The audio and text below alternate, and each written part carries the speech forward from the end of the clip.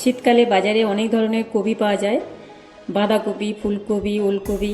আজ আমি বাঁধাকপি নিয়ে এসেছি। বাঁধাকপির একটা সুন্দর রেসিপি তৈরি করব। ভিডিওটা সম্পূর্ণ দেখুন। খুব টেস্টি একটা বাঁধাকপি রেসিপি বানাবো।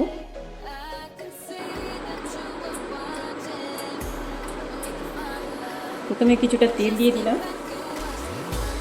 একটা বড় আলু টুকরো করে কেটে নিয়েছি। আলুটা লাল লাল করে ভেজে নিচ্ছি।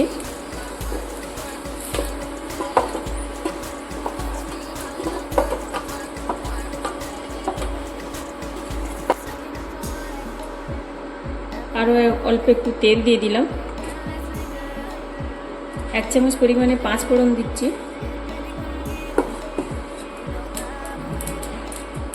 একটা শুকনো লঙ্কা দিলাম।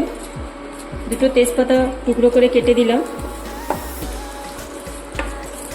একটা বড় পেঁয়াজ টুকরো করে কেটে নিয়েছি। 2টো কাঁচা লঙ্কা কুচি দিলাম। এটা একটু ভালো করে ভেজে নেব। পেঁয়াজটা ব্রাউন কালার হয়ে গেছে। এরপর একটা বড় টমেটো কুচি দিয়ে দিলাম।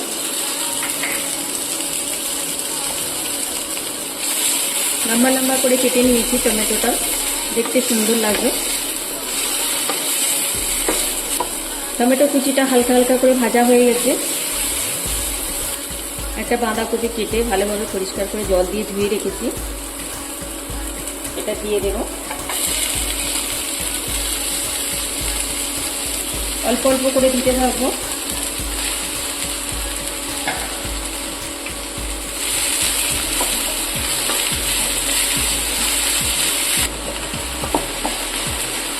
গরম পাওয়ার সাথে সাথে এটা আস্তে আস্তে কমতে শুরু করেছে। এরপর সম্পূর্ণ বাঁধাকপিটা দিয়ে দেবো।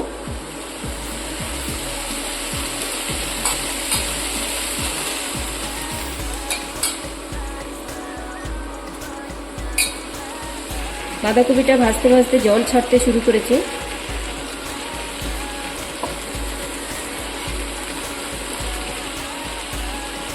পরিমাণ মতো লবণ দিয়ে দিলাম।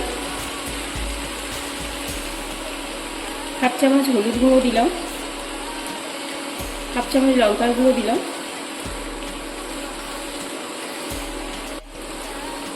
1 চামচ পরিমাণে ধনিয়া জিরের গুঁড়ো দিয়ে দিলাম। এরপর এটা ভালো করে মিশিয়ে নেব। মশলাটা কপির সাথে ভালোভাবে মিশিয়ে নিচ্ছি। কপিতে হালকা হালকা জল ছাড়তে শুরু করেছে। এতে জল দেব না, এই জলেই সিদ্ধ করে নেব, তাতে টেস্ট বেশি হবে। এইভাবে আপনারা বাড়িতে বাঁধাকপি তৈরি করে দেখবেন, খুব সুন্দর টেস্টি একটা রেসিপি তৈরি হবে। আর এটা খেতেও খুব সুন্দর লাগবে। রুটি বা পরোটার সাথে, ভাতের সাথেও খুব সুন্দর লাগবে খেতে। অবশ্যই বাড়িতে এই রেসিপিটা তৈরি করবেন। এখন শীতকালে প্রচুর পরিমাণে বাঁধাকপি পাওয়া যাচ্ছে, ফুলকপি পাওয়া যাচ্ছে। বিভিন্ন রকম রেসিপি তৈরি করে খেতে পারেন। আর ফুলকপি বা বাঁধাকপির বিভিন্ন রকম রেসিপি আমার চ্যানেলে আমি দিতে থাকি, এগুলো অবশ্যই দেখবেন কিভাবে আমি বাঁধাকপি বা ফুলকপির রেসিপি তৈরি করছি।